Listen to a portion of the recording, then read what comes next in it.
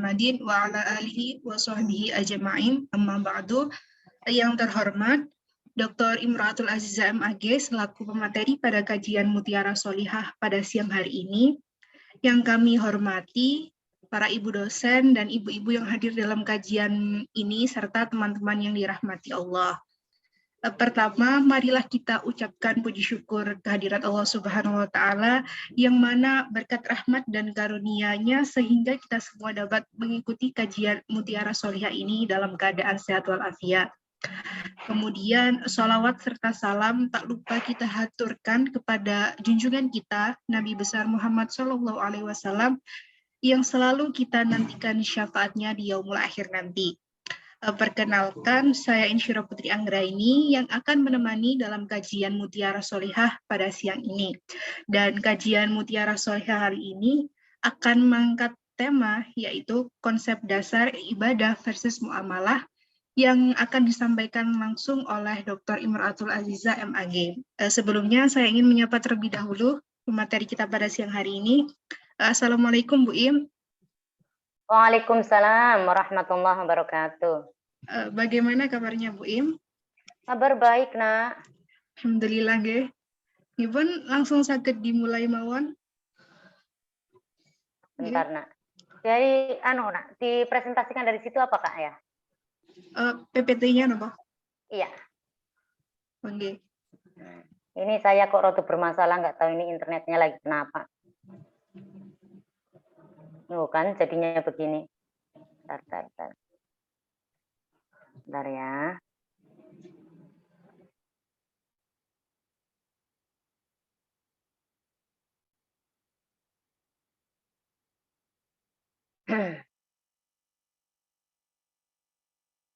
Oke, udah bisa nih. Assalamualaikum warahmatullahi wabarakatuh.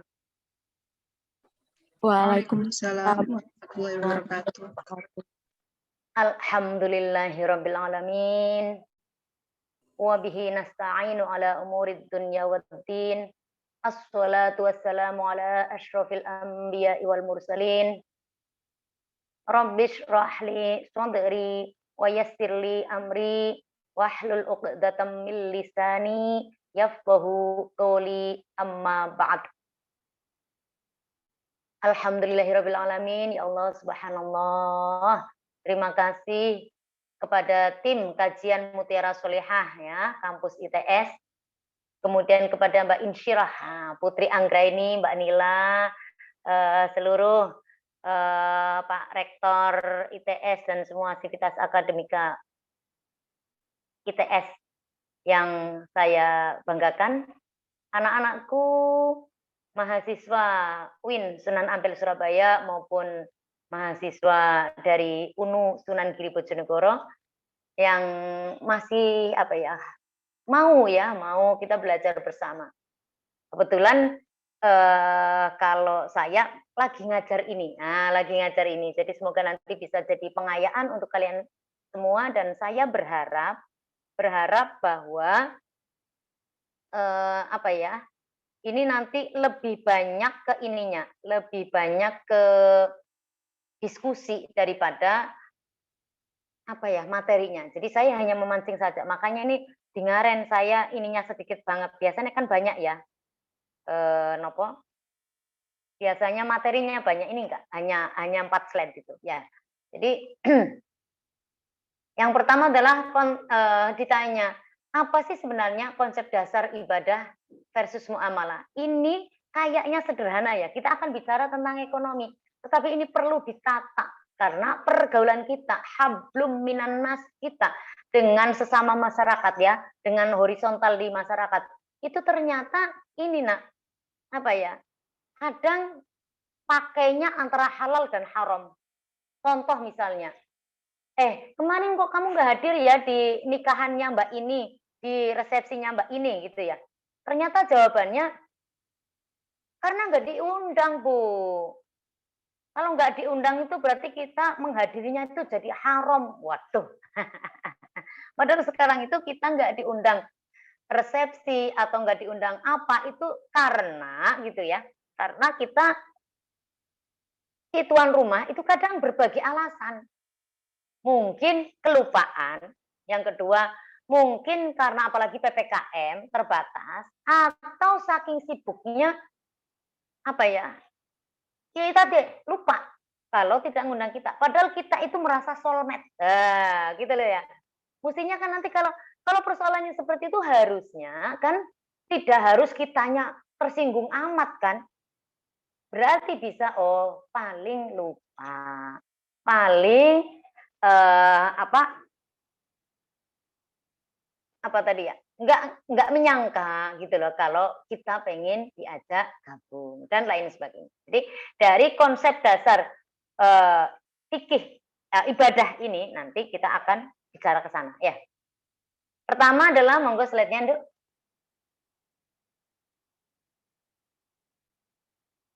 Slide-nya ganti, Kak. Jadi misalnya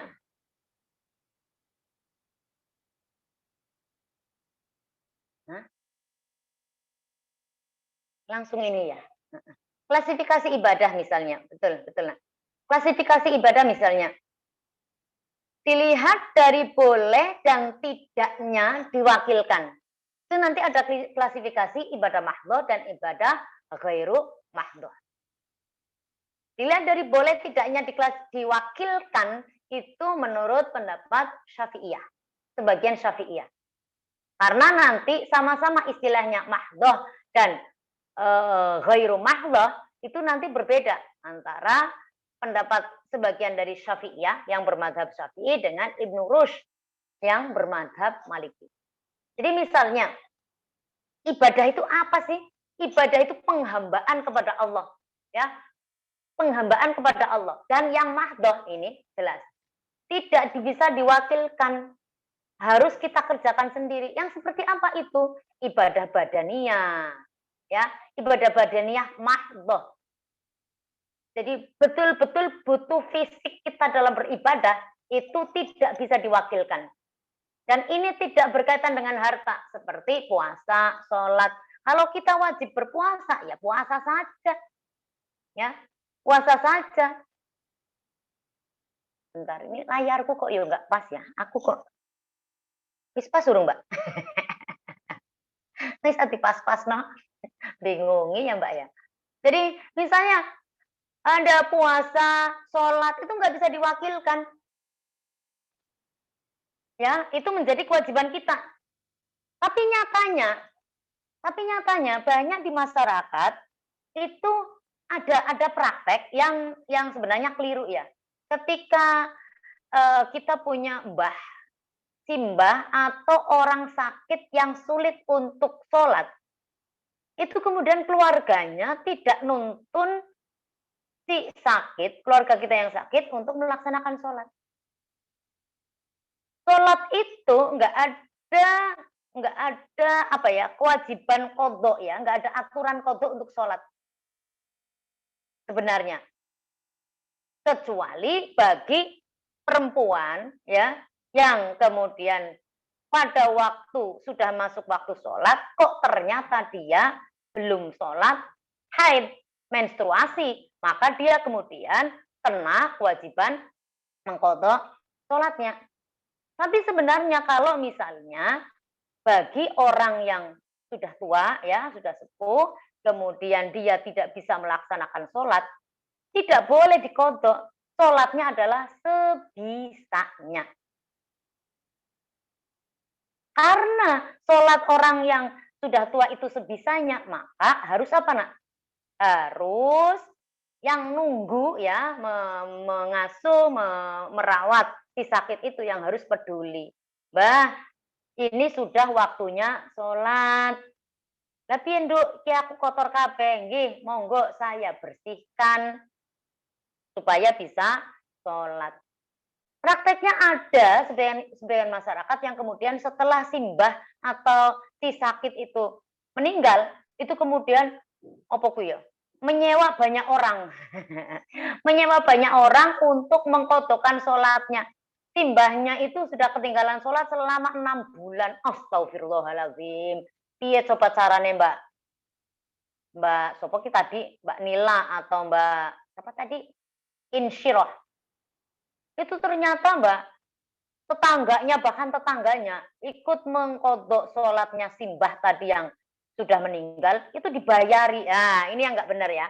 Karena kalau ibadah mahdoh, ya, ibadah mahdoh berkaitan dengan kewajiban jasmani kita yang berupa pelaksanaan sholat dan apa tadi, puasa, itu tidak bisa diwakilkan. Murni itu menjadi kewajibannya dia.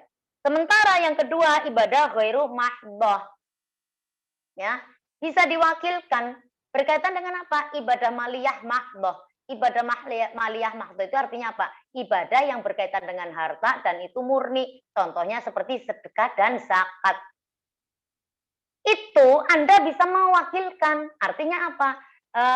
Saya punya zakat segini, 3 miliar. Oh lah Mbak Nila, 3 miliar. Ya, anak-anakku, wih, ada Rahma, Dwi Anggraini, gitu, itu ada mahasiswaku. Zakatnya 3 miliar, kemudian Anda meminta bantuan petugas zakat atau tetanggamu untuk mendistribusikan zakatmu. Boleh. Ya toh? Yang penting tadi niat dan itu dari harta kamu. Begitu juga sedekah. Aku loh mau sedekah. Tiron, ngerti tiron ya? Tanggal wetonnya anak kita kadang kan ditironi, dibancai, dibuatkan nasi kuning misalnya. Kemudian yang membuatkan orang lain, yang membagi-bagikan ke tetangga orang lain itu boleh. Ya, ini bisa diwakilkan. Dan satu lagi ibadah ghairu mahdoh yang bisa diwakilkan adalah maliyah ghairu mahdoh. Maliyah ghairu mahdoh itu artinya apa?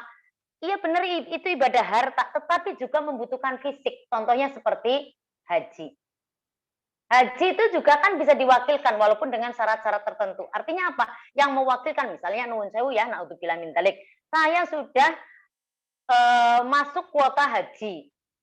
Ketika saya harus berhaji, ternyata saya berhalangan.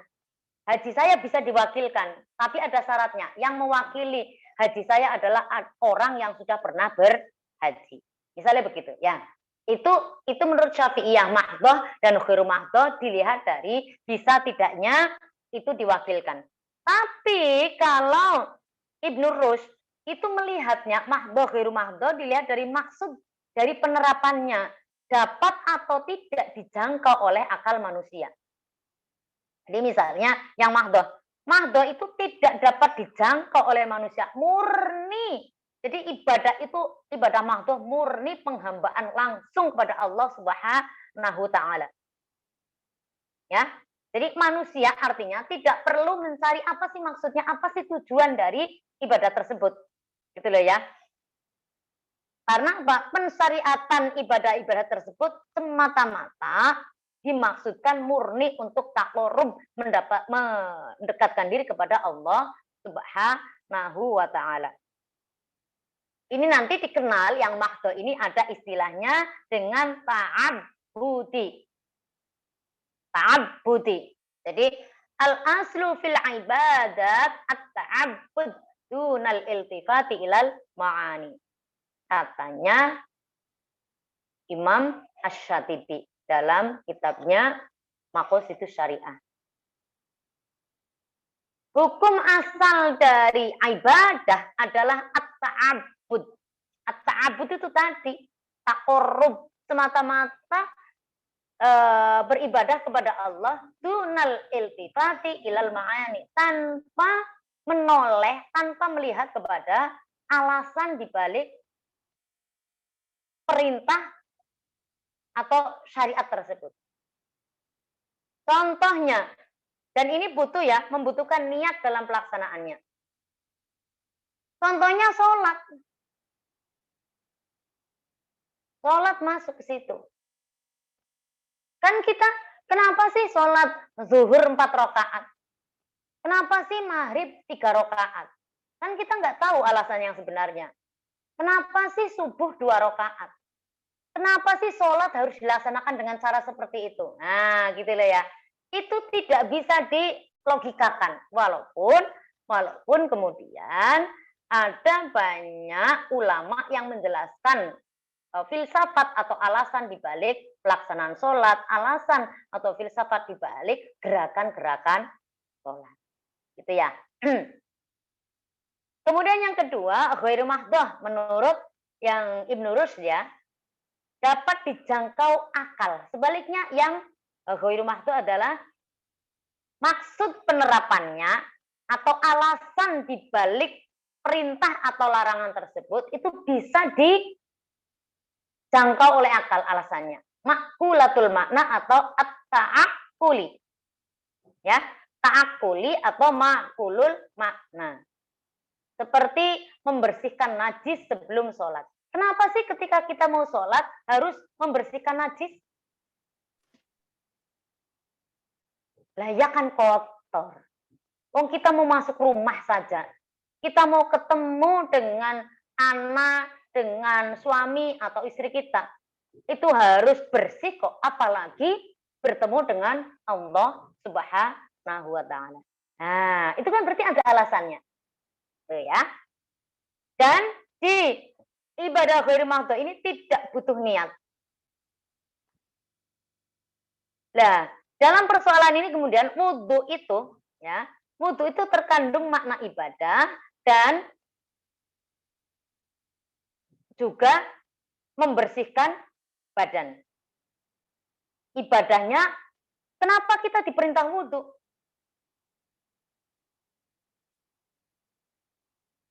Apa sih alasannya wudhu? Apalagi kalau dipikir, kita kalau batal karena kentut, itu kan tidak harus membersihkan bekas kena kentut kita kan. Tapi kenapa malah untuk bersih dari hadas, untuk bersih dari hadas kecil itu kemudian kita disuruh yang dibasuh adalah anggota-anggota tubuh yang mayoritas ada di panca indera kita, di wajah kita. Itu kan nggak nyambung. Nah, ini yang namanya ibadah mahdhah. Oke ya. Ora usah ditakoi kenapa begitu. Tetapi di wudhu tersebut di situ juga ada ibadah fisiknya, yaitu bisa dinilai alasannya, yaitu membersihkan badan. Maka dalam wudhu diperdebatkan, apakah dalam wudhu itu perlu niat atau tidak. Tapi kalau di Syafi'iyah, wudhu perlu niat. Ayo Mbak, selanjutnya Mbak. Slide berikutnya. Slide berikutnya Mbak J. Yang selanjutnya adalah apa itu muamalah. Nah, apa itu muamalah? Muamalah adalah aturan atau hukum Allah yang mengatur manusia dalam kaitannya dengan urusan duniawi dalam pergaulan sosial. Berarti fikih muamalah dalam arti luas adalah seluruh aturan kehidupan syariat diturunkan bagaimana caranya manusia berhubungan secara horizontal. Hablum minan nas dengan sesama itu masuk semuanya ke fikih muamalah. Berarti di situ mencakup masalah waris, mencakup masalah pernikahan, kemudian hukum beracara, bagaimana caranya di peradilan, kemudian jinayah dan siasa, itu semuanya masuk ke kategori fikih muamalah. Sedangkan yang tadi akan kita bahas, ibadah versus muamalah adalah ibadah dalam arti kecil, yaitu hukum atau peraturan dari Allah Subhanahu wa ta'ala yang wajib ditaati, yang mengatur hubungan manusia dengan manusia dalam kaitannya dengan cara memperoleh dan mengembangkan harta benda. Kalau kita tarik ke makosid syariahnya, berarti fikih muamalah fokus kepada menjaga atau hifdzul mal. Jadi kalau kita bicara makosid syariah ya ad-daruriyat al-khams, yaitu hifdzul din, hifdzun nafsi, hifdzuddin menjaga agama atau memelihara agama, hifdzun nafsi memelihara jiwa, hifdzul aqli memelihara akal, hifdzun nasl memelihara keturunan, dan yang kelima hifdzul mal memelihara harta. Nah, fikih muamalah atau muamalah yang tadi menjadi judul ibadah versus muamalah adalah muamalah dalam arti yang sempit ini, yang lihifdzil mal. Baik untuk memperoleh, menjaga, memperoleh dan mengembangkan harta, atau menjaga harta kita dari kesewenang-wenangan. Gitu ya.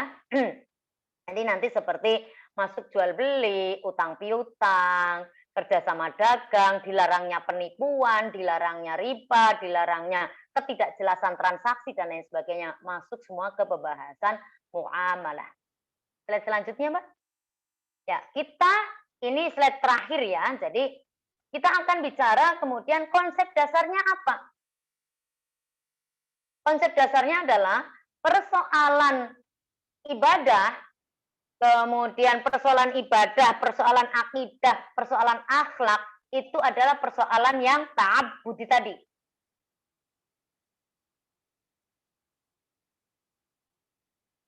Persoalan yang ta'abbudi. Nah, persoalan ta'abbudi itu maksudnya apa? Tadi, ya, semata-mata kita taat akan perintah Allah, melaksanakan perintah, menjauhi larangan, tidak perlu tanya alasannya apa. Nah, gitu loh ya, karena perbuatan-perbuatan tadi baik yang utamanya yang disuruh, yang diperintahkan itu sulit dinalar oleh akal. Sehingga dalam bidang ibadah terkenal yang pertama adalah kaidah ya, konsep dasarnya al aslu fil ibadah at-tauqif wal itba'. Prinsip dasar dalam bidang muamalah adalah menunggu dalil, menunggu petunjuk, dan mengikuti dalil atau petunjuk tersebut. Nah, jadi dalam persoalan ibadah itu ditambah dengan al-aslu fil ibadah at-tahrim. Hukum asal dari ibadah adalah haram. Artinya apa? Kita itu kalau mau melaksanakan ibadah yang mahdoh tentu tadi maksudnya ya di sini ya. Ibadah mahdoh maupun ghairi mahdoh tadi. Itu harus ada dalilnya, ada petunjuknya dulu, ada perintahnya. Kalau tidak ada perintahnya, kita kemudian nggak boleh menciptakan ibadah sendiri. Ini yang menjadi masalah karena apa? Orang banyak di luar merasa bahwa segala hal inovasi dalam kemasyarakatan ya itu dianggap sesuatu yang bid'ah dolalah ya, pembaharuan yang sesat, membuat hal yang baru dalam ibadah yang sesat yang kemudian diharam-haramkan. Contohnya peringatan Maulid Nabi, katanya Rasulullah dulu juga nggak pernah merayakan ulang tahunnya. Kok sekarang umatnya dadak merayakan ulang tahun Rasulullah? Kemudian dibilang peringatan Maulid Nabi itu bid'ah dolalah, sesat. Nah, ini. Padahal peringatan Maulid Nabi itu ya, kalau tadi kita belajar tentang ibadah mahdhoh, ghair mahdhoh, masuk kategori ibadah yang begitu enggak, Nak? Enggak kan? Enggak kan? Ya, ini persoalan biasa bagaimana penghormatan kita kepada seorang tokoh. Anak kita aja di ulang tahun nih kok. Kenapa kita memperingati ulang tahunnya Rasulullah kok nggak boleh? Ya, Rasulullah sendiri ketika matur misalnya di antara sholat puasa sunnah adalah puasa Senin dan Kamis. Kenapa Senin dan Kamis? Kenapa Senin dan Kamis? Di antaranya karena Senin itu adalah hari lahirku. Loh, berarti kan secara implisit Rasulullah kan pengen dielingi, pengen diingat hari lahirnya tanah. Nah, gitu loh ya. Jadi dalam persoalan ibadah nggak boleh membuat-buat sendiri. Bu, saya itu panas banget, Bu. Sholat zuhurnya cukup 3 rakaat ya, Bu. Diskon, Bu, 1 rakaat. Nggak bisa. Karena Pak, petunjuknya sholat zuhur adalah 4 rakaat. Loh, Bu Im kok matur begitu? Nyatanya ada kok. Sholat zuhur itu tuh ada yang bisa dijamak, ada yang bisa dikosor. Loh. Ini berbeda persoalannya Mbak Insyirah, ya. persoalannya berbeda Mbak Atika Rohmah. Ya, persoalannya berbeda maksudnya apa, Bu? Ya berbeda, karena apa? Bukan itu. Ya. Jadi ada syariat diperbolehkannya jamak, ada syariat diperbolehkannya qasar, itu namanya hukum rukhsah. Ya. Hukum kemudahan dalam pelaksanaan ibadah. Karena bagi orang-orang, jadi ketentuan sholat zuhur 4 rakaat, waktunya antara jam 12 sampai jam 3 sore, itu adalah hukum azimahnya, hukum aslinya. Sementara, hukum asli itu artinya apa? Hukum yang bisa berlaku untuk semua orang. Tetapi bisa disadari dalam hal apapun itu pasti ada pengecualian, yang itu namanya rukhsah. Yaitu bagi orang yang dalam perjalanan, ya safar, diperbolehkan menjamak. Menjamak itu menggabungkan sholat dalam satu waktu, misalnya zuhur digabung ke asar, jamak takhir, atau asar ditarik atau didahulukan dilaksanakan di sholat zuhur jamak takdim. Sudah dikasih jamak, masih ada diskon lagi. Boleh dari 4 rakaat menjadi 2 rakaat. Dan yang bisa didiskon rakaatnya hanya yang 4 rakaat. Jadi kalau misalnya, Bu, maghrib juga saya gupu banget, Bu. Bagaimana kalau maghribnya juga saya diskon? Lalu diskonnya kepiye 1,5 rakaat, wi? Ya, ya Allah, ngono perhitungan banget Gusti Allah ndang. Ya. Nah, saya ulangi, kalau dalam persoalan ibadah kita tidak boleh membuat peraturan sendiri. Kita tidak boleh beribadah dengan sakar PDW. Maka kemudian, Bu, saya itu loh hobi banget, senang banget puasa, Bu. Saya akan puasa sepanjang tahun. Walaupun lagi hari raya, saya juga gak akan tetap puasa. Dosa malah. Ya, dosa. Karena apa? Ada hari-hari tertentu yang diharamkan puasa. Di antaranya adalah pas apa nak? Pas hari raya Idul Adha maupun Idul Fitri tidak boleh berpuasa. Kemudian yang selanjutnya konsep ibadah.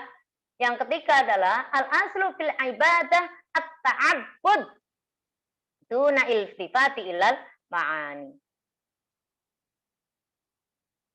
Hukum asal atau konsep dasar dari muamalah adalah at-ta'abbud, penghambaan murni. Oke, penghambaan murni. Duna iltifati ilal ma'ani, tanpa perlu memperhatikan, tanpa perlu melihat, tanpa perlu memperhatikan apa alasan dibalik perintah contoh sholat tersebut. Tanpa kemudian, itu tadi yang saya jelaskan, tanpa kemudian kenapa sih sholat zuhur harus 4 rakaat, panas-panas ngerti, mestinya tuker. Zuhur 2 rakaat, nanti subuh yang sekalian olahraga yang 4 rakaat. Loh, jangan pakai rewel kuy. Itu persoalan ta'abbudi. Yang diperlukan dalam ibadah adalah apa ya? Penghambaan murni kepada Allah Subhanahu wa taala. Nah, sebaliknya yang muamalah bagaimana, Bu? Yang muamalah itu persoalan ta'aqquli, dapat dinalar ya, dapat dilogikakan, bisa dicari alasannya secara logika juga sesuai. Tuh. Atau istilahnya ta'akul itu makulatul makna atau makulul makna. Maksudnya apa? Dalam persoalan muamalah yang dipentingkan adalah substansi makna yang terkandung dalam suatu bentuk muamalah. Ya, jadi substansi makna dan target atau sasaran tujuan dari muamalah itu apa?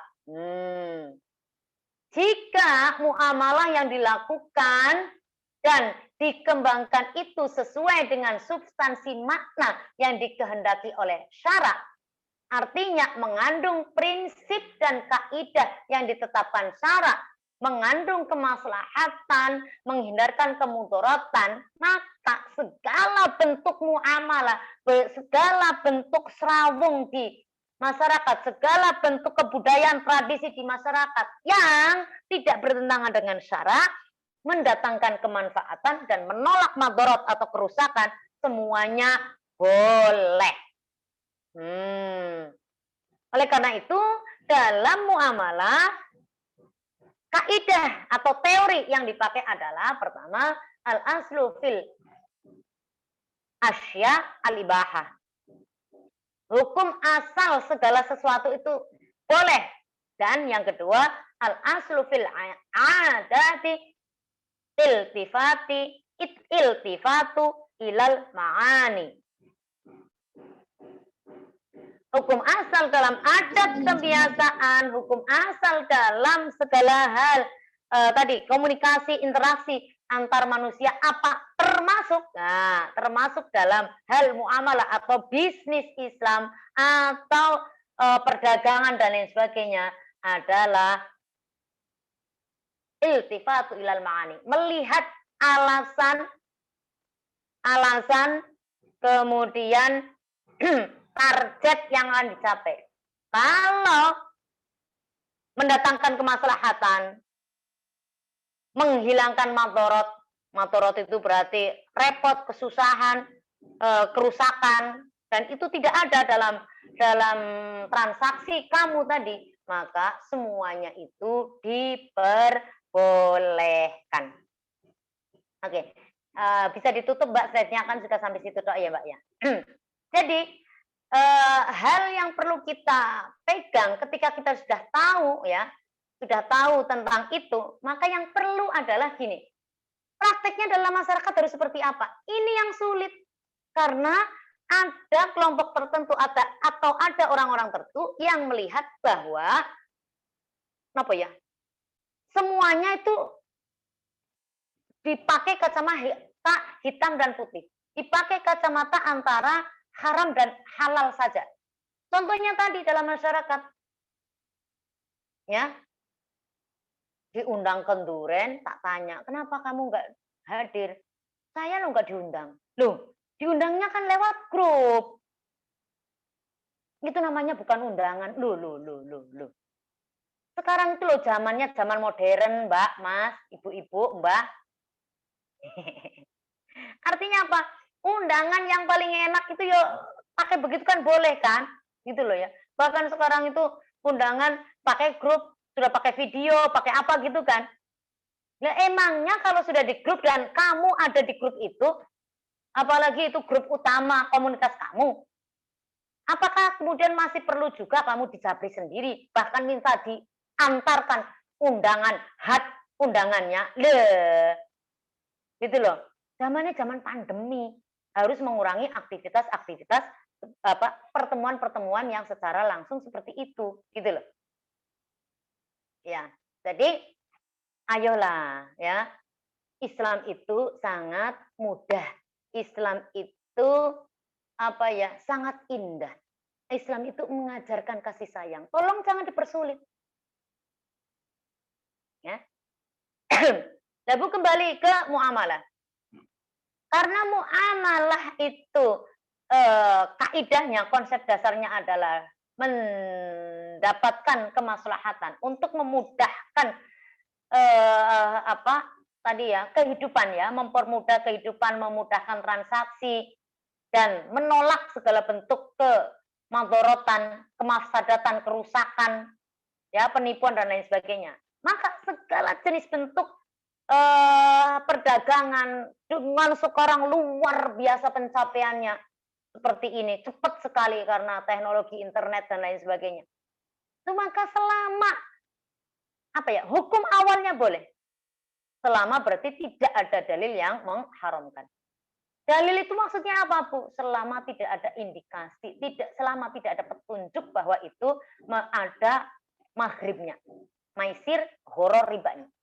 Selama itu gitu ya, memudahkan dalam transaksi, memudahkan dalam pertukaran barang, memudahkan dalam bisnis kita, dan tidak ada kemafsadatan, tidak ada kerusakan, tidak ada penipuan, tidak ada kemadorotan, tidak ada bahaya dari transaksi kamu, maka bentuknya apapun boleh. Tapi Bu, sekarang tuh banyak sekali Bu model-model transaksi. Ya, sekarang yang lagi rame banget itu apa Mas? Doni Salamanan. Doni Salamanan, apa nak? Apa Indra Kents gitu ya. Nah, sekarang kemudian selebriti banyak sekali yang ikut di apa? Dimintai keterangan, ya. Karena apa? Ya, kan kemarin-kemarin si Rich Crazy, model Rich Crazy itu kan golek duitnya jebule kayak gitu ya. Ya di kemarin yang terakhir itu apa? Binomo ya, binary option itu ya, yang ternyata itu perjudian online. Bayang nonton nak. Jadi kalau kamu pasang di situ, loss mereka dapat 80% dari uang kamu. Aduh, aduh. Namanya aja peruntung-untungan kayak gitu, kemudian yang menjalankan semuanya mesin, ya akhirnya kemarin berapa? Sudah ditaksir itu kerugiannya sudah sampai 1 triliun ya kalau di akumulasi semuanya kerugian masyarakat karena bisnis-bisnis ilegal kayak gitu, apa investasi-investasi bodong, itu sudah sampai 1 triliun. Walaupun kemudian mereka para pelakunya dijerat hukum, di penjara, apalah artinya kalau uangmu nggak kembali? Yang penting kan uangnya kembali kan? Aduh, aduh. Makanya hati-hati. Namanya investasi ku loh ya, baru pemula kok ojo gaya-gaya, ya. Jadi kalau baru pemula ya latihan sing real-real saja. Jangan ikut-ikutan yang begitu. Nah sebenarnya bagaimana Bu kayak gitu ya empuk ya. Pemerintah aja ternyata BI mengatakan, OJK wis memperingatkan, Bapepti juga seperti itu. BI dan perbankan-perbankan di bawah BI tidak boleh memfasilitasi tidak boleh memfasilitasi segala yang tentang apa uang-uang digital yang cryptocurrency, Bitcoin dan lain sebagainya. Nah sekarang misalnya ini yang lagi disidik tentang binary option, kemudian apa trading, robot trading dan lain sebagainya. Nah kira-kira uang itu kembalinya bisanya seperti apa? Saya kok nggak bisa membayangkan. Nah gitu. Selebritas-selebritas itu sudah mendapatkan kucuran ya, hanya bermain game kemudian hadiahnya 1 M. Orang sekarang semuanya disidik oleh Bareskrim, Polri kayak mumet. Karena bagaimanapun itu termasuk ya. Jadi kita itu kalau dapat hadiah dari teman yang tiba-tiba tanpa ada alasan yang nggak wajar, perlu hati-hati. Gitu loh ya. Yang benar tolak. Karena apa? Kalau sudah kesidik kayak gini, ya baik dia tahu atau tidak tahu, itu tetap ancaman hukumnya 5 tahun ya. Orang baik-baik loh, ada insyirah mahasiswa apa tadi nak prodi kimia nak. Ya, tiba-tiba rekeningmu nak kemasukan. Rekeningmu masuk angin, kemasukan dikirim oleh orang tidak dikenal nak. Berapa misalnya 200 juta. Mestinya sampai nojo bangga insyirah. Yang benar adalah laporkan ke polisi, Pak, rekening saya kok kemasukan uang 200 juta, ini nggak tahu jeluntrungannya dari mana. Karena apa? Kalau kamu nggak melaporkan, gitu loh ya, itu kamu masuk TPPU, tindak pidana pencucian uang dari hasil kejahatan. Ancamannya 5 tahun, gitu loh ya. Jadi hati-hati nak, sekarang itu kan aneh-aneh kan, semuanya sudah pakai online ya. Dan kita sering bertransaksi online itu hati-hati dengan apa nak data-data pribadi kita. Iya toh, bisa saja rekening kita bocor ya, Wahyu Sofiani. Halo, ada Mbak Wahyu Sofiani. Loh, Wahyu Sofiani kok wajahnya kayak Mbak siapa kaya kok lupa. Ya, jadi harus hati-hati betul tuh ya, harus hati-hati betul ya. Bahwa dalam transaksi bisnis apapun boleh. Tapi kalau sudah ada hati nurani ini nggak bisa dibohongi, Mbak. Ya, loh, saya itu nggak ngapa-ngapain gara-gara ikut investasi apa, Mbak? Skema Ponzi. Skema Ponzi itu money game gitu loh, ya. Misalnya, Wahyu, ayo Wahyu Insiro, sini investasi ke saya 5 juta. Uang masuk ke saya 5 juta nih, Wahyu. Ya, Insiro. Nah, habis itu nanti saya janjikan, bulan depan nanti sudah kamu dapat 1 juta. Sopo sing ora seneng kuwi Wahyu? Sopo sing ora seneng Insiro? Atika, Rahmat Dewi. Padahal yang terjadi, mestinya kan tanya, kok hebat banget ya?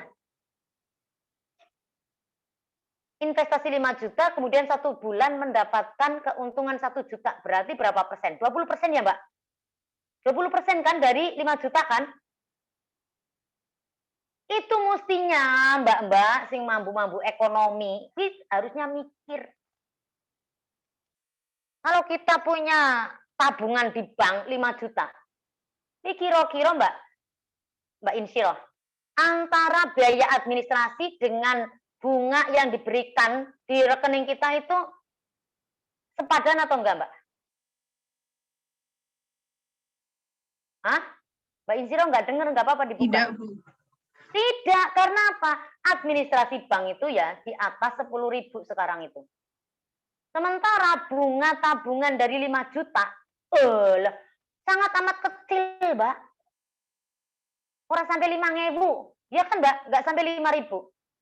Jadi kalau kamu diiming-imingi investasi 5 juta, bulan depan mendapatkan keuntungan 1 juta, kamu wajib tanya, apa sih investasinya? Karena apa? Kalau investasi normal, misalnya buka toko ya Mbak, kemudian investasi 5 juta, sangat amat tidak mungkin gitu loh ya. Kok 1 bulan kemudian sudah mendapatkan keuntungan 1 juta dan itu akan terus, wah nggak mungkin banget. Mesti bohong tuh. Mesti hanya permainan uang.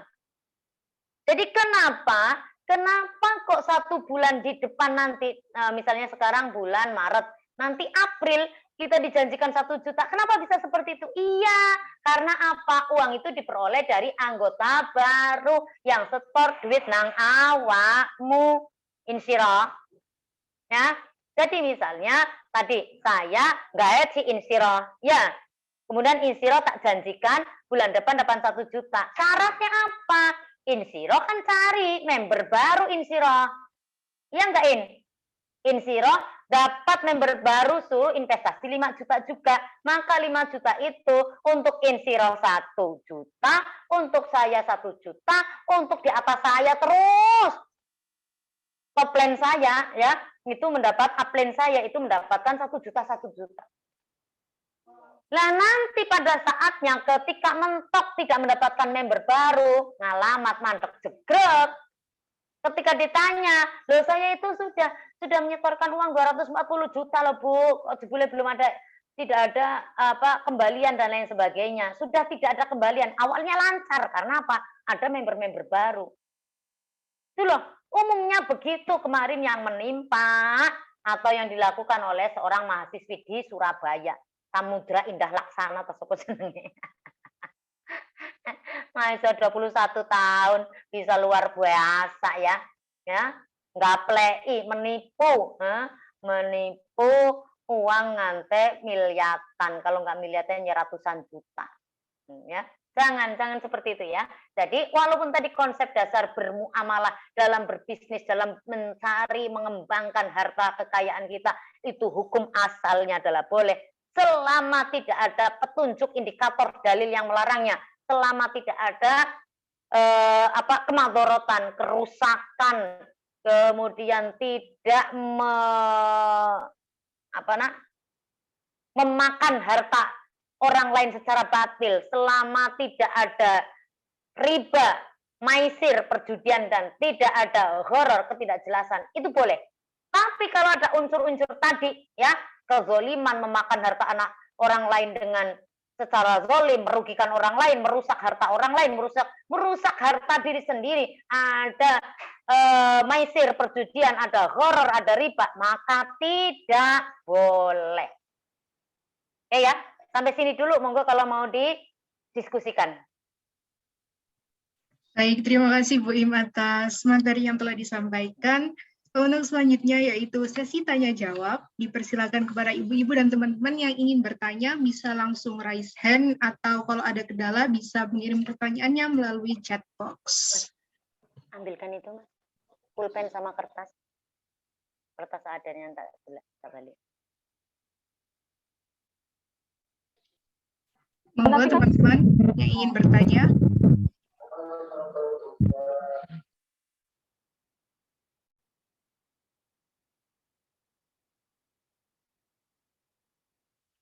Monggo, anak-anakku semuanya, saya sudah siap mencatat loh ya.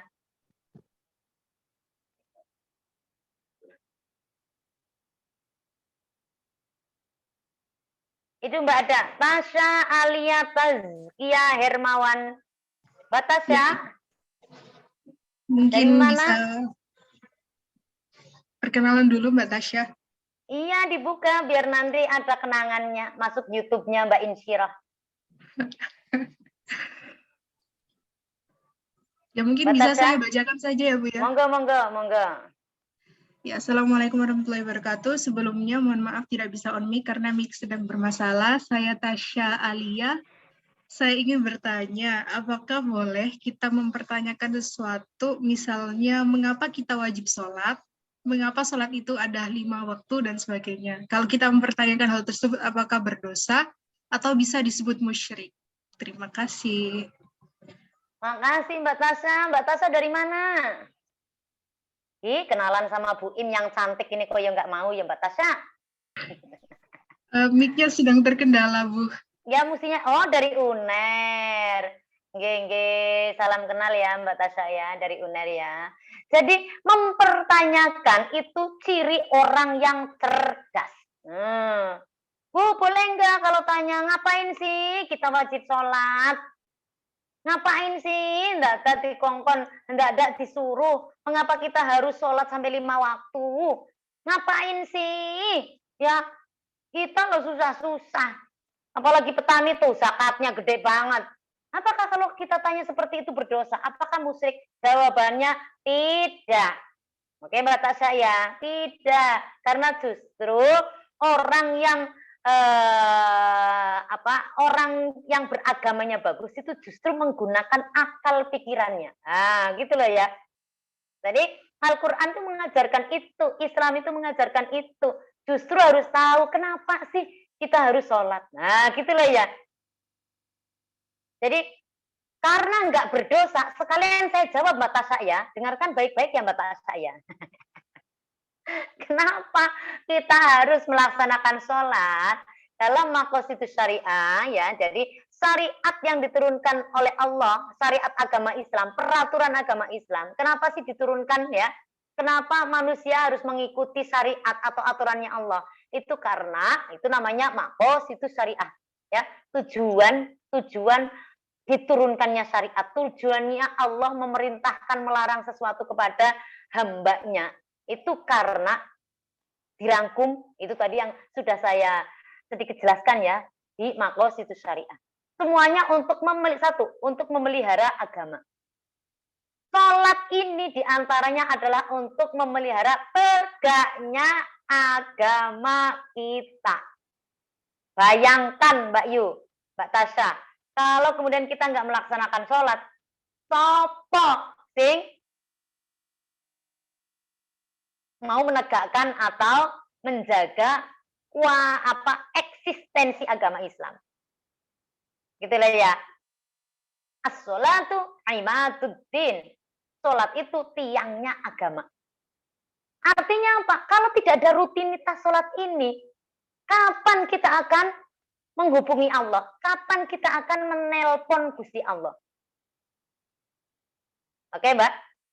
Nah, dalam sholat ini lihifdziddin, untuk memelihara keberadaannya agama, maka ada kewajiban sholat. Oke, jawabannya itu Mbak. Satu. Yang kedua, kenapa as-sholatu imaduddin? Kenapa sholat dikatakan sebagai tiangnya agama? Karena apa? Inna sholata tanha 'anil fahsya'i wal munkar. Karena sholat itu bisa mencegah si orang yang sholat itu dari perbuatan keji dan mungkar. Jadi tujuan perintah sholat adalah iqamatus sholat, menegakkan nilai-nilai sholat. Nilai-nilai sholat apa maksudnya, Bu? Yaitu tadi, orang yang sholatnya bagus, orang yang melaksanakan sholat seharusnya bisa menjaga dirinya dari perbuatan yang keji dan mungkar. Oke, Mbak?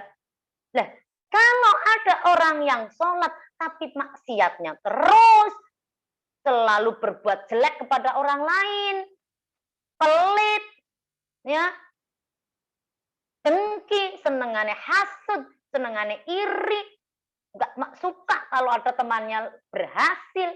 Nah, berarti dia belum menegakkan sholat. Berarti dia belum mengaplikasikan, ya, menerjemahkan nilai-nilai sholat dalam kehidupannya. Orang yang seperti itu berarti baru sekedar melaksanakan sholat, hanya baru mutlakus sholat, belum iqamatus sholat. Satu. Pertanyaannya Mbak Tasya itu sederhana, tapi jawabannya akeh. Makasih ya Mbak Tasya ya, kanggo ngentekke waktu. Kemudian yang kedua tadi, kenapa kita sholatnya 5 waktu? Lah, itu tadi nak. Ini yang termasuk ta'abudi. Kenapa sih sholat itu nggak ada 5 waktu? 5 waktu kok nggak ada dipercel-percel ya? Ada siang, ada sore, ada surup. Ada surup. Ada maghrib, kemudian ada habis ngantuk banget isya itu kalau kita habis kerja capek, apalagi Bu Im habis ngajar dari Surabaya, lah capek banget tuh, ya. Kemudian apalagi ada subuh. Subuh itu waktunya itu juga sebelum jam 5:15 kamu harus sudah sholat. Karena apa? Jam 5:20 itu sudah tuluk, sudah keluar matahari dari ufuk. Sudah entek waktunya. Aduh, Bu, rasanya repot banget dah jadi wong Islam.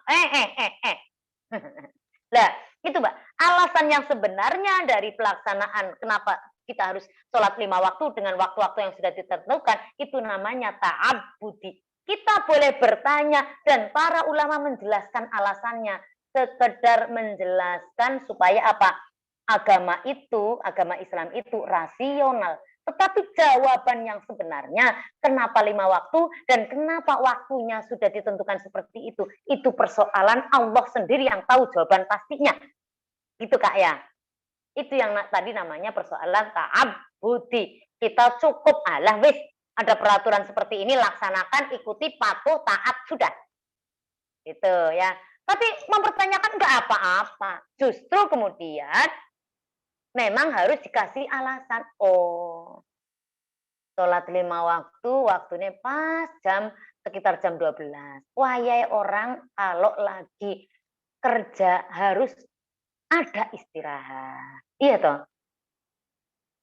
Harus ada istirahat. Sambil istirahat habis makan, minum, wudu, kemudian ketemu Allah, lapor. Gusti Allah, ya Allah, kerja kok jebule pegel banget ya Allah. Ya toh enak toh? Sambil istirahat. Kemudian lah Bu, tapi ono sing nanggung Bu, asar nanggung banget Bu. Angel Bu, angel jare sapa? Ya, wis sore iku wayahe sampean yo istirahat maneh.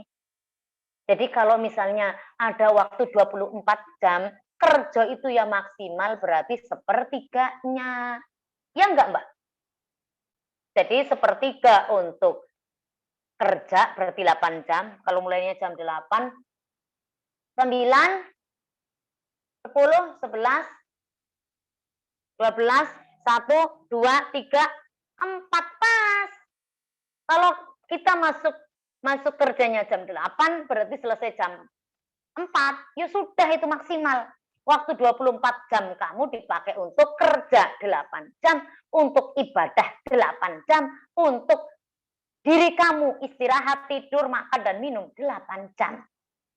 Ngono, ku jenenge adil dengan dirinya sendiri. Bu, lape kok ono maghrib barang Bu? Ya. pergantian antara siang dan malam, ada maghrib. Bu, lah kok ono isya, Bu? Nanggung banget mung sak jam KCE. Iya, karena apa? Antara maghrib dan isya bisa digunakan sebagai quality time. Mengajari keluarga kita untuk beribadah, ngaji Quran, anaknya diajari ngaji. Iya toh? Bisa yang ibunya atau bapaknya atau simbah yang sudah tidak bisa ngajari putune, berarti cucunya, berarti sambil wirid zikir, maksimalkan waktu maghrib sampai isya untuk takorub kepada Allah.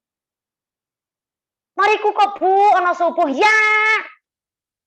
Ya, kenapa setelah panjenengan istirahat, mantun isya, setelah isya istirahat, ada subuh, maka pergunakan secepatnya.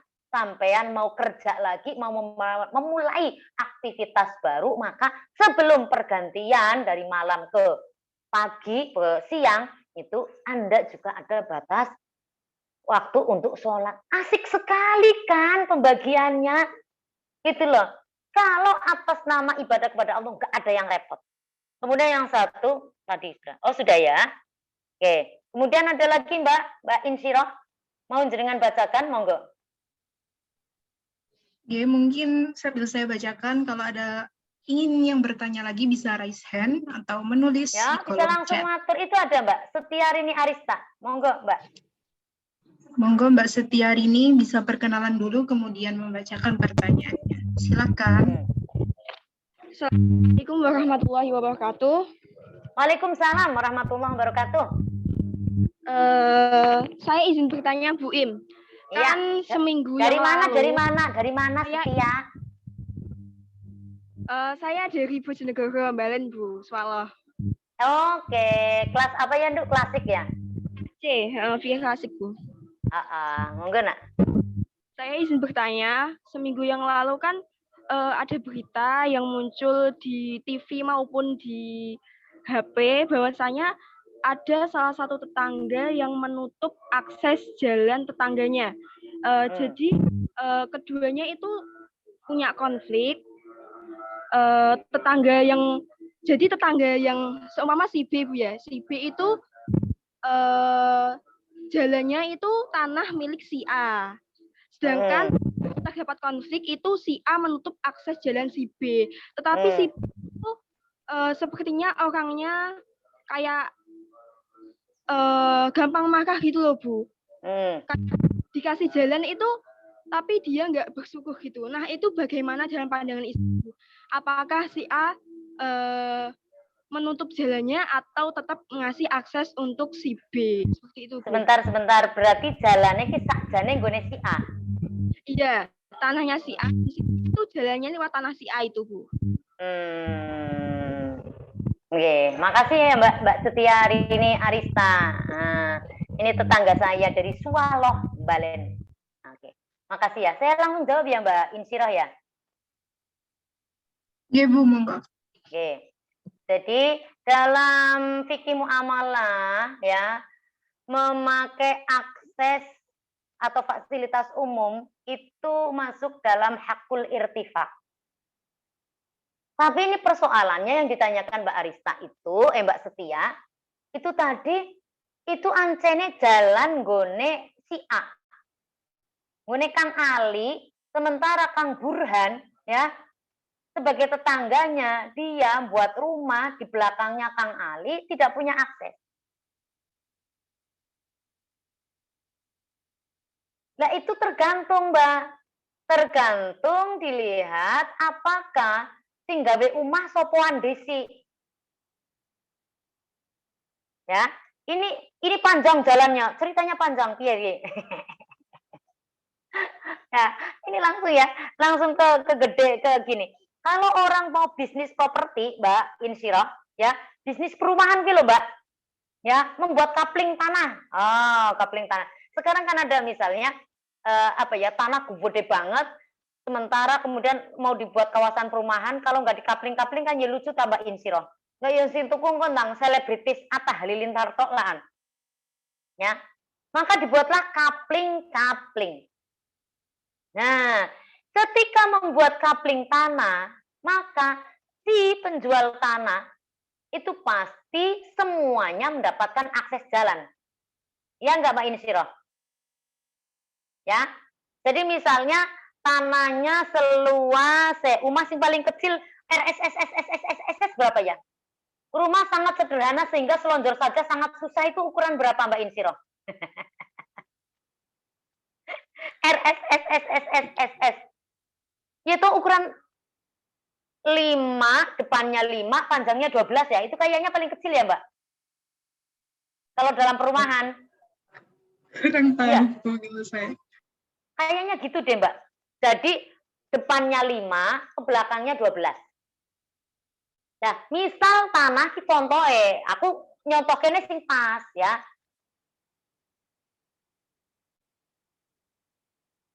Tambah mikir di sini aku. Tanah itu membentang, Mbak, 25 ya, 25, Mbak. Halo? Jadi sini ada jalan Ayani. Anggap saja jalan Ayani. Kebetulan kampus Unugiri dan kampus UIN 1 itu adanya di jalan Ayani. Di depan jalan Ayani itu ada tanah, mukanya itu 25. Dengarkan, Mbak, mukanya 25. Kemudian ke belakang, nak, panjangnya 50 meter. Ketika mau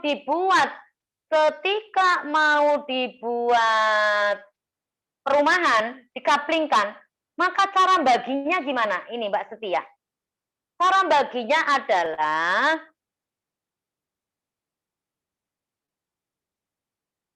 iya, Mbak. 25 sih contohnya ya. Pokoknya berarti dibagi sebelah kanan 10, Mbak. Sebelah kanan 10, sebelah kiri 10. 5 meter di tengah itu bisa dijadikan jalan umum yang bisa membelah sampai ke belakang ke 50 meter. Berarti ya jangan dihadapkan ke barat. Tadi kan tanahnya, Mbak, ya, dari utara selatan, utara selatan 25 meter. Kemudian ke belakang, Mbak, anggap saja di Jalan Ayani ke timur itu 50 meter. Ketika mau mengkaplingkan, maka yang paling adil adalah gimana, Mbak? Buka tengahnya disisakan 4 sampai 5 meter, ya kan, Mbak? Atau ambil 3 meter begitulah. Di sini dapat 10 meter, berarti hadapnya kemana? Hadapnya jangan ke barat, hadapnya setelah dibelah 2, dihadap-hadapkan, hadap ke utara dan hadap ke selatan. Tanah-tanah itu dijualnya, Mbak. Supaya apa? Semuanya yang sampai 100 atau 50 meter ke belakang itu mendapatkan akses jalan. Oke? Sehingga tidak ada lagi kasusnya B tadi yang nggak dapatkan jalan. Nah, kalau kemudian pertanyaannya Mbak Setia, ya, itu dilihat. Mestinya si B ketika membuat rumah, ya, dan dia tanahnya ada di belakang, mestinya kan nggak bisa toh. Kemudian dia harus bilang loh ketika beli tanah, lah saya kok dapat tanah di belakang, akses jalan saya keluarnya mana? Harus seperti itu, Mbak. Karena apa? Nah, kalau kemudian si A bangunnya lebih misalnya si B tadi bangunnya tahun 2019. Tanahnya di belakang. Kemudian dia tidak meminta akses jalan ke A. Ya. Itu berarti sudah salah sejak beli tanah. Oke? Si A baru bangunnya sekarang. Tanahnya memang mepet di IKB. Akhirnya apa? Terjadi keributan kan? Jadi ini kalau dari pertanyaannya Mbak Setia, ini yang salah adalah yang menjual tanah. Yang menjual tanah dan yang akan beli tanah, si B tadi tidak tanya, aku lewat endi? Gitu loh ya. Nah kalau kemudian mau baik-baikan, apalagi tadi si A sudah memberi akses, ya mestinya karena tanahnya si A, memberi akses yang di belakangnya ya sekedar bisa lewat no. Bila perlu sekedar bisa nuntun motore no. Kalau miring-miring kan, mungkin hanya dikasih setengah meter. Ya kan Mbak? Lu salahnya A di mana coba? Si B nggak bisa marah-marah dong. dikeidalan wes alhamdulillah kok marah-marah. Gitu loh ya. Ya, jadi pertanyaannya Mbak Setia tadi itu perhatian untuk kita semua. Kalau beli tanah, lihat lokasinya dan bagaimana kemudian akses kita bisa lewat. Kalaupun kemudian, lah ini tanah di depannya punya siapa? Tanah depannya punya orang lain, ya maaf. Saya nggak bisa beli tanahmu karena ini. Makanya tanah-tanah yang ada di belakang itu biasanya kejepit regane murah. Karena apa? Nggak bisa keluar. Itu ya Mbak Setia ya. Baik, Bu. Terima kasih atas penjelasannya. Oke. Itu ada Mbak yang mau tanya Mbak? Oke, terima kasih Mbak Setia atas pertanyaannya. Kemudian selanjutnya ada Mbak Sylvia Meratus Solih. Mungkin bisa lakukan diri saya pertanyaan. Monggo Mbak Sylvia. Apakah suara saya terdengar? Terdengar. Ya, baik Bu. Perkenalan terlebih dahulu ya Bu. Perkenalkan nama saya Sylvia Ma'atus Soliha. Saya dari UGM. Nah, di sini saya izin bertanya. Kan selama pandemi COVID ini tentu penggunaan aplikasi belanja online semakin meningkat gitu. Ada banyak aplikasi belanja online yang kemudian memberikan fitur-fitur untuk memudahkan konsumennya agar lebih nyaman berbelanja di platform tersebut. Salah satunya fitur pay later atau pinjaman dengan angsuran. Nah, fitur angsuran tersebut kemudian menimbulkan perdebatan seperti itu. Apakah kemudian penggunanya termasuk sedang melakukan riba atau tidak? Nah, menurut Ibu bagaimana pandangannya seperti itu? Terima kasih. Terima kasih. Langsung saja Mbak Aulia nggih, monggo. Oke, langsung saja Mbak Aulia, bisa langsung on mic. Baik Ibu, terima kasih atas kesempatannya. Perkenalkan, nama saya Aulia Ramadhani dari UINSA Ibu. Oke, Gina, monggo. Bu, mohon bertanya, jika orang tua memiliki hutang puasa, namun belum sempat dibayar, Bu. Namun beliau sudah wafat, terus utangnya dibayar oleh anaknya atau bagaimana ya, Bu? Oke. Terima kasih. Terima kasih. Mbak Insirah, langsung saya jawab ya Mbak Insirah ya. Nggih, Bu, monggo. Oke. Pertama dari Mbak Sylvia tadi, makasih dari UGM, Nak. Makasih ya, mau belajar ya Kak ya. Tentang pay letter. Ya. Pay letter itu sajane kan perpanjangan dari kartu kredit. Ya, kartu kredit kan jelimet, dadak kita harus ke daftar ke bank, harus orang yang punya debit tabungan rekening berapa dan lain sebagainya. Jelimet banget kan? Akhirnya kemudian dengan kemudahan transaksi online diimbangi dengan pay letter. Ya, bayar tunda. Kan begitu kan, Nak? Nah, yang jadi masalah adalah tadi tanya apakah pay letter itu riba? Kebetulan tadi saya habis ngajar ya di Unugiri, anak-anakku ada yang hadir, itu tentang ini. Saya kebetulan Mbak Insiro, orang pernah utang. Karena apa? Aku takut banget ya kemarin itu pas lagi rame-ramenya kena terjerat pinjol, itu takut banget, Mbak. Ya Allah, izin banget kalau kemudian harga diriku hal yang secara pribadi punya aku kemudian ditampilkan ke umum karena tidak bisa bayar pinjaman online kan, Mbak? Aduh, gitu kan. Nah, kemudian kok ada pay letter. Gini Mbak Sylvia, ya kalau dia tadi dari testimoni anak-anakku yang pada pakai pay letter ya, itu kalau misalnya saya belanja hari ini tanggal 18. Kemudian di situ mau dibayar kapan? Misalnya mau dibayar tanggal 25, seminggu lagi.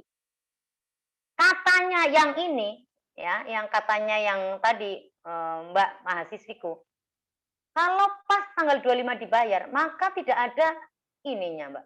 Nggak ada bunganya. Yang ada hanya administrasi. Contoh kalau saya tidak punya kuota internet, kemudian saya harus hutang, ya, dibayari dulu sama Telkomsel karena saya pakai Telkomsel 10.000. Maka ketika saya punya pulsa, ya diambil ya hanya itu tok 10.000. atau peleter-peleter nggak tahu itu Shopee Pay atau apa-apa begitu ya. Itu kalau disuruh bayar misalnya tanggal 1 dan dia tepat bayar tanggal 1, itu biasanya terpautnya hanya di biaya administrasi kan. Kayak saya kalau ngisi token listrik, kan pakai mobile banking. Itu cuma dikenai berapapun yang saya isi itu 2.000. Begitu juga di Shopee. Jangan menyebutkan aplikasi dong, Bu. Begitu juga di aplikasi paylater. Kalau bayarnya tepat waktu, maka tidak terkena bunga, Mbak. Tidak terkena riba, Mbak. Itu hanya administrasi. Yaitu per klik antar aplikasi itu antara 1.000 sampai 2.500 kan? Gitu kan, Insyirah? Kalau saya bayar belanja online pun, kemudian saya bayarnya tidak dengan aplikasinya itu, dan saya harus lewat mobile banking, itu biasanya terpaut antara 1.000 sampai 2.500. Dan itu bukan bunga. Jadi ya bukan riba. Tapi masalahnya adalah kan Mbak Sylvia, itu yang paylater kemudian pakai angsuran, apalagi kemudian disuruh bayar tanggal 1 bulan 4 ternyata sampai mundur dan kena denda, akhirnya bunga berbunga, ya itu tentu pakainya ya hitungan-hitungan bunga konvensional. Ya tergantung, tetapi karena itu pakai aplikasi pasti bunganya tinggi banget. Sama saja dengan bunga-bunga pinjaman online, walaupun legal ya, terdaftar di OJK tetap tinggi. Kenapa tinggi? Karena apa? Penghitungan bunga, penghitungan keuntungan dan lain sebagainya. Pasti ada mempertimbangkan resikonya, Mbak Insyirah dan teman-teman Mbak Sylvia. Kalau saya hutang bank, Mbak, orang yang bisa hutang bank kan orang yang punya rekening bank tersebut kan. Maka identitas saya sebagai penghutang di bank sangat amat jelas kan, Mbak. Dan sekarang online, ya orang dari antah berantah asal bisa klik ke aplikasi itu, kemudian menjadi nasabahnya kok. Lah kalau lari, minta sama siapa? Iya toh? Wong marketplace, belanja online dan lain sebagainya itu juga kemudian ada investor yang butuh pengembalian dana dan keuntungan dari uang yang diputar utuh. Gitu loh ya. Jadi kenapa kemudian di paylater, di pinjaman online bunganya tinggi sekali? Karena apa? Resiko dibawa pergi dan resiko untuk mencari nasabah itu juga sangat sulit. Mencari maksudnya kalau terjadi one prestasi loh ya. Kalau orangnya Melayu tidak membayar hutang kan resikonya sulit tuh mencari orang itu. Ya kan? Gitu loh ya. Jadi Mbak Sylvia, kalau memang seperti itu ya, pakai bunga berbunga ya riba. Tapi kalau wajar paylater yang digunakan oleh aplikasi-aplikasi tertentu untuk memudahkan pembayaran, saya kira itu bukan riba. Itu Mbak Sylvia. Kemudian sebentar ya Kak, saya jawab Mbak Aulia. Mbak Aulia tadi tanya apa? Saya lupa Mbak Insyirah. Mungkin untuk Mbak Aulia bisa diulangi pertanyaannya. Saya karena pulpennya ternyata diambilkan pulpen orang mau nih. Tadi tentang apa ya Mbak? Lupa aku Mbak. Gini Bu, misalnya perkenalan lagi atau enggak Bu? Iya nggak apa-apa. Nggak apa-apa. Oh, iya. Bismillahirrahmanirrahim. Assalamualaikum warahmatullahi wabarakatuh. Perkenalkan, nama saya Aulia Ramadhani dari UINSA Bu. Iya. Bu, bagaimana? Bagaimana Bu, misalnya orang tua sudah meninggal. Oh iya, sudah eling. Terima kasih. Jadi orang puasa, hutang puasa, belum sempat mengkodok puasanya, ternyata keburu tedo atau meninggal dunia. Apakah puasanya wajib disaur oleh ahli warisnya? Wajib. Ya, wajib digantikan puasanya oleh si ahli waris. Ya, itu ibaratnya sama dengan hutang uang nak. Ya, itu kenapa kalau misalnya ada keluarga yang meninggal kan ahli warisnya bilang ya, Bapak Ibu yang punya sangkut paut apapun hutang terutama dengan almarhum almarhumah silakan menghubungi ahli waris ini, gitu kan? Nah, kalau hutang puasa gimana? Sama, dikiaskan kepada hutang uang tadi, ya. Wajib dibayarkan, wajib digantikan oleh siapa? Ahli warisnya. Bu, kalau menantunya ya akan termasuk ya. Tapi yang pertama urutannya adalah ahli warisnya. Berarti ya anaknya dulu, mau sing ganti ke menantunya. Menantunya kan nggak ahli waris. Itu ya Mbak Aulia Rahman. Lah, Bun, kalau saya pertanyaannya melebar. Saya perempuan. Biasanya kan ngono. Utang saiki utang tahun kemarin belum sempat dibayar tahun sekarang, kemudian baru nanti Bu setelah lebaran saya nyauri juga yang tahun lalu. Apakah kemudian ada dendanya? Oh Gusti Allah, Allah itu nggak pakai denda-denda begitu. Cuman kurang sopan, insiroh ya. Kayak kamu yakin hidupmu itu akan langgeng, orang mati. Kalau kamu punya hutang puasa, misalnya besok nih ya mau Ramadan, kamu hutang puasa, maka sesegera mungkin ya tanggal 2 Syawal itu kan ada puasa 6 hari di bulan Syawal kan. Kamu niatkan saja. Nyaur puasa wajib. Paham nak? Aja malah ngene, Bu. Saya itu tak anu dulu, Bu. Saya tak puasa sunnah. Kan ini mumpung sunnah 6 hari di hari raya di bulan Syawal. Yang benar kalau kamu punya hutangnya, niatnya adalah mengkodok puasamu yang tertinggal tadi ya di waktu yang paling cepat. Gitu loh ya. Entah itu kamu pas 6 hari di bulan Syawal, kamu niatnya adalah niat yang wajib tadi. Niat ingsun ganti puasa Syawal kemarin. Kemudian waktunya pas di tanggal 2 Syawal. Boleh enggak Bu? Boleh, tapi niatnya satu tadi. Niatnya apa? Membayar hutang puasa kamu. Nah, saya dapat enggak Bu pahalanya puasa Syawal? Dapat. Paham ya? Tapi kalau kamu niatnya salah, saya niat puasa sunnah Syawal, maka wajibnya enggak ikut. Paham ya nak? Jadi orang beribadah itu yo sing cerdas. Kudu tahu ilmunya. Gitu ya. Tapi kalau misalnya Bu sampai tahun depan saya belum nyaur yang tahun kemarin ya itu tadi karena apa? Caramu beribadah salah. Ya, golek sesuatu yang tidak penting, justru yang penting dan wajib malah kamu sepelekan. Secepatnya. Tapi seandainya mungkin karena kesehatan, mungkin karena nggak mampu gitu ya. Kemudian belum sempet ya, nggak ada denda. Tapi yang paling benar adalah secepatnya. Itu tadi pertanyaannya Mbak Aulia. Sebentar, nanti nunggu Mbak Husnul, Mbak Pinasti. Halo, sebentar ya. Saya tambah bacakan yang ada di chat ya Mbak. Kasihan itu. Nanti chatnya hilang ya. Dari Nisrina. Dari Nisrina Hisana Fatin. Ini Mas Win Satana. Nis? Iya Ibu. Iya Ibu. Iya. Bertanya, kalau misalnya kita sudah waktunya bersih dari haid, tapi kita masih berjaga-jaga dengan belum mandi, wajib karena takut datang lagi, apakah kita tetap mengada sholat yang waktunya sudah bersih atau tidak usah, Bu? Yang benar ketika bersih langsung sholat. Datang nganggo berjaga-jaga bagaimana sih?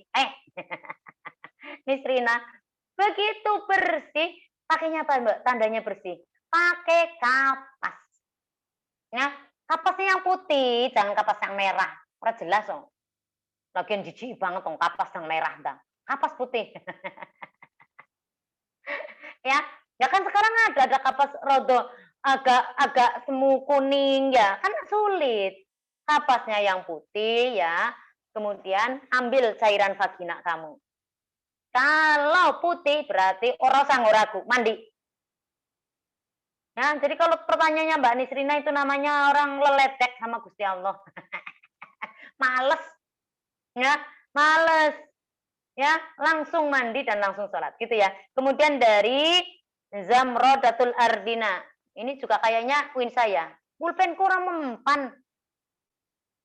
Zamrodatul Ardina, nanti kapan-kapan kalau kamu memang mahasiswaku, kamu elingke ya. Karena Bu Im pulpennya orang mempan. Baik, Bu.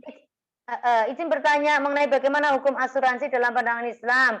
Apakah termasuk dalam hifdzun nafas, sedangkan perlindungan yang diberikan tidak berwujud? Oke. Itu termasuk hifdzun nafas, hifdzul mal, ya.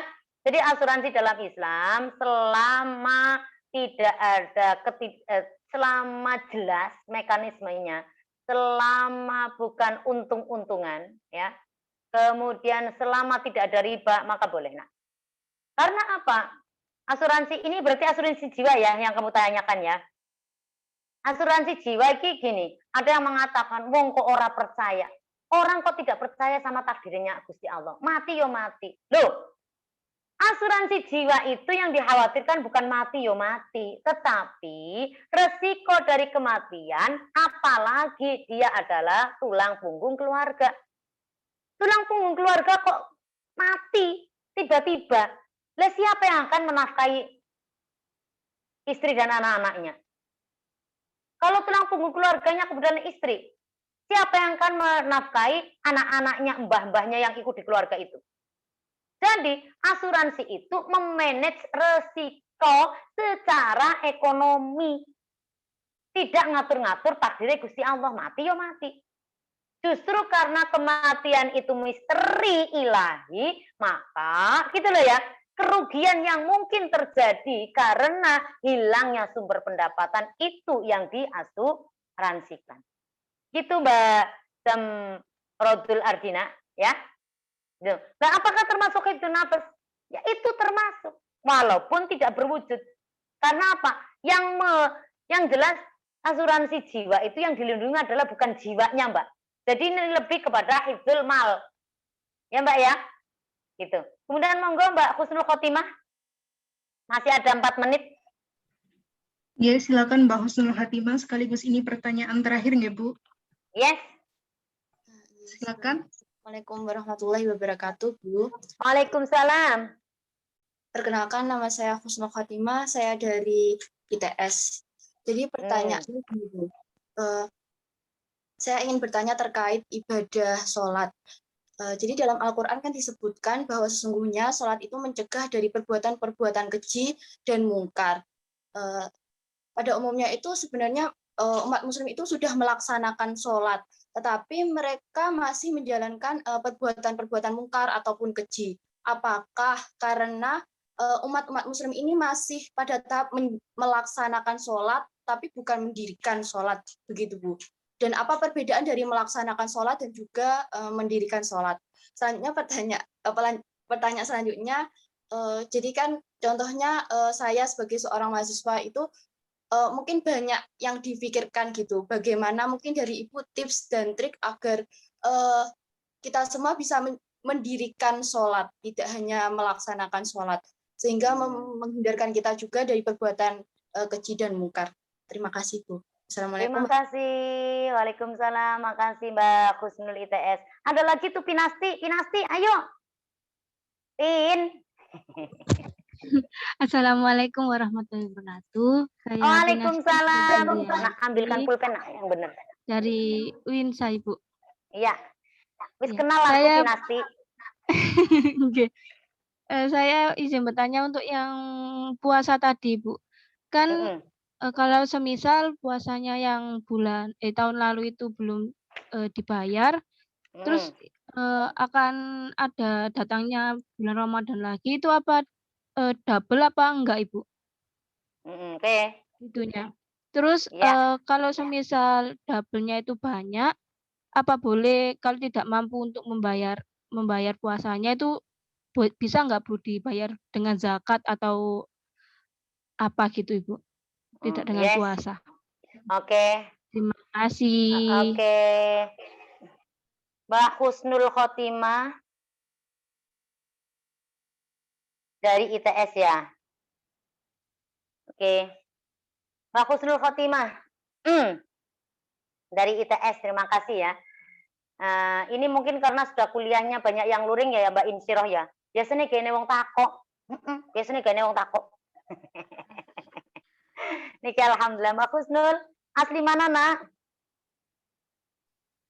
Dari Tulung Agung Bu. Wih keren. ITS dari Tulung Agung. Jadi tentang sholat tadi ya nak ya. Jadi yang diminta adalah aqimus sholah. Aqimus sholah. Dirikanlah sholat. Artinya apa? Dirikanlah sholat itu iqamatus sholah. menegakkan nilai-nilai sholat, tidak sekedar mutlakus sholat, tidak sekedar mengerjakan sholat, tapi kemudian tidak mampu menerjemahkan nilai-nilai sholat dalam kehidupan sehari-hari. Maksudnya begitu, Mbak. Jadi kalau banyak orang muslim, sholatnya iya, tapi anakku kecilkan TV-nya, nak. Tapi ternyata masih korupsi, kuliah aras-arasen, dosennya ya barang kaya Bu Im iki. Itu berarti baru melaksanakan sholat, baru sekedar melaksanakan sholat. Contohnya apa, Bu? Anakku, TV-nya dikecilkan. Ya, itu artinya anakku habis ulang sholat Jumat, langsung TV-nya banter banget. Itu artinya dia baru sekedar melaksanakan. Ya cirinya ya gitu Mbak Husnul. Enak banget bersolat. Alhamdulillah. Lega hatiku. Wis sholat. Ora gupung maneh. Ora kemrungsung maneh. Itu baru sekedar melaksanakan sholat. Atau sholatnya ora khusyuk banget. Ora khusyuk belas. Dan itu tadi cirinya orang yang baru melaksanakan sholat, mutlakus sholat. Ya berarti perilakunya ya sebagai pedagang ya sering nipu-nipu, gawe deskripsi produk yang produknya wong lain, mbok catut. Nah itu berarti baru sekedar melaksanakan sholat. Maksudnya begitu Mbak Husnul Khotimah ya. Nah tipsnya bagaimana Bu, kita tuh sibuk apalagi perempuan, apalagi aduh lagi bad mood, badai menstruasi itu biasanya kacau banget nih psikologinya. Tipsnya gimana Bu biar sholatnya khusyuk? Setidaknya nak ya, nggak ada. Kalau orang-orang biasa kayak Bu Im, kayak sampean ini di sholat khusus sepanjang sholatnya nggak mungkin. Setidaknya ketika membaca surat Al-Fatihah di iya karena budu wa iya karena sa'in ke sampean eling. Eling dan langsung tahu maknanya dan berharap langsung connect. Iya karena ya Allah hanya kepada Engkau kami menyembah. Wah iya karena sa'in dan hanya kepadamu kugantungkan segala hidupku, segala permintaanku, segala harapanku hanya kepadamu. Ketika iya karena berdua, iya karena sa'in, kamu eling Gusti Allah, berarti kamu khusyuk sholatnya. Ya, jadi setidaknya setiap di rakaat membaca Al-Fatihah, iya karena berdua, iya karena sa'in, itu kamu kembalikan lagi konsentrasinya. Walaupun mikir, waduh, nanti aku presentasi gimana? Waduh, aku tadi lo presentasi di Maribu Im. Waduh, aku tadi lo tanya dibilang pertanyaannya nggak mutu. Gitu ya Kak ya, Mbak Husnul Khotimah. Kemudian Pinasti tanya tentang nyaur utang sampai double-double. Hei Pinasti, kayak awas, kayak tak cubit sesuk. Eling-eling ya, kalau tidak Bu Im cubit, Bu Im katanya saya mau dicubit gitu ya. Nah, jadi kalau hutang kemarin sampai datang puasa lagi, kemudian belum bisa nyaur, ya saya kira kalau normal insyirah, ya normal tidak ada halangan secara fisik, Mbak, itu nggak akan double-double. Iya dong. Nah paling mentok utangmu 15 hari Mbak puasa Mbak. Karena Pak maksimal uzur, maksimal menstruasi 15 hari. 15 hari kalau kamu mau cepet nyaur ya, 6 hari di bulan Syawal penuh. Niatkan untuk nyaur. Bulan Syawal berarti 6 hari. Masih ada 9 hari, Bu. Setiap, jadi di bulan pertama, Senin, Kemis, seminggu ada 2. Karena kamu uzurnya banyak, berarti kira-kira 2 minggu. 2 minggu dapat 4 hari. Oh, kan Mbak? Sudah 4 hari, tinggal 5 hari, bulan depan 4 hari, bulan depannya 1 hari. Sudah selesai. Ya, prakteknya begitu. Semua puasa yang waktu-waktunya puasa sunnah, ketika kamu masih punya hutang puasa wajib, diniati puasa wajib. Niati puasa wajib, puasa sunnahnya pahalanya ngikuti, nututi. Jadi sampean double. Paham ya? Ojo dablek-dablek. Nah persoalannya Bu, kalau memang tidak memungkinkan untuk nyaur, apakah boleh diganti namanya fidyah Pinasti, bukan zakat? Ya, bagi orang sepuh, orang sakit menahun yang tidak bisa menyaur, maka cukup membayar fidyah. Ya Mbak Insyirah, Artinya penyakit menaun itu berdasarkan dokter ini nggak mungkin sembuh, nggak mungkin membayar puasanya, maka bisa diganti fidyah.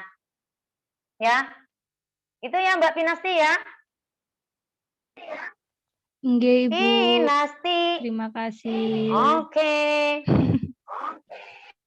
Oke, baik, karena keterbatasan waktu, pertanyaan dari Mbak Pinasti tadi menutup sesi tanya jawab kali ini. Dan sebelum saya akhiri, mungkin dari Bu Im ada closing statement yang mau disampaikan. Monggo Bu Im. Terima kasih anak-anakku. Kita tadi materinya tentang konsep dasar ibadah dan muamalah. Jadi kalau ibadah itu kamu tidak boleh ya, ibadah mahdoh maupun ghairu mahdoh. Tadi yang Ibu jelaskan ya, yang langsung itu pahala langsung kepada Allah gitu ya, dalam rangka hubungan yang kepada Allah itu ibadah. Ya, itu nggak boleh kamu membuat-buat baru, harus berdasarkan petunjuk. Nah, tapi kalau dalam muamalah hukum asalnya adalah boleh ya, selama tidak ada maisir gharar, maghrib minggit maisir gharar riba minggit mudhar ikrah najisi ya, minggit ghaban, kemudian ihtikar, tadlis, ya, penipuan dan lain sebagainya. Pokoknya tidak merugikan orang lain, tidak mau curang, tidak mau memakan harta orang lain dengan zalim, itu boleh. Nah, tapi kalau ada indikator-indikator yang membuat, indikator, petunjuk, dalil, maupun konten, unsur yang membuat haram, maka menjadi haram. Oleh karena itu, walaupun hukum asal, konsep asal dari muamalah, bisnis, mengembangkan, memelihara, menumbuhkan harta benda kita itu boleh, gitu ya. Harus hati-hati dengan perkembangan bisnis modern.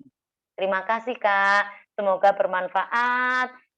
Makasih atas hadirnya semuanya, anak-anakku, mahasiswaku semuanya, ibu-ibu semuanya dari ITS, dari UGM, dari UNER, semuanya dari UINSA, dari Wonogiri. Semoga bermanfaat. Saya mohon maaf. Wallahul muwaffiq ila aqwamit thoriq. Assalamualaikum warahmatullahi wabarakatuh. Waalaikumsalam warahmatullahi wabarakatuh. Mungkin bisa ada sesi dokumentasi dulu nggih Bu Im? Boleh. Aku senang kalau begitu. Monggo. Nggih, buat teman-teman yang nggak berhalangan bisa on cam. Saya tunggu sampai 12.38. Ada Zanifatina Akmar, Aulia, Nabilatul. Durung nak. Wes nak, ayo nak. Oke. Untuk slide pertama saya hitung dari 1 sampai 3 ya. 1, 2, 3. Slide kedua. 1, 2, 3. Terima kasih Bu Im atas waktunya untuk hari ini. Terima kasih semuanya. Ada Alai Asmari. Kalian bisa tutup itunya recordingnya nak. Saya tak nyapa anak-anakku ini. Oke, baik. Dengan sesi dokumentasi tadi sekaligus menutup materi pada hari ini dan kajian Mutiara Sholihah pada siang hari ini telah berakhir. Semoga apa yang kita dengarkan dan kita dapat dari kajian ini dapat bermanfaat bagi kita semua. Saya selaku moderator, mohon maaf apabila ada kesalahan kata. Saya pamit undur diri. Allahumma fiqh ila aqwamit thoriq. Wassalamualaikum warahmatullahi wabarakatuh. Waalaikumsalam warahmatullahi wabarakatuh. Terima kasih Mbak Insyiro, Mbak Rahma. Apa aku Mbak? Rekamannya sampean matikan dulu. Ada Mbak Rahma, ada Mbak Aribati, Julia Afifa, Aulia Rahmadani.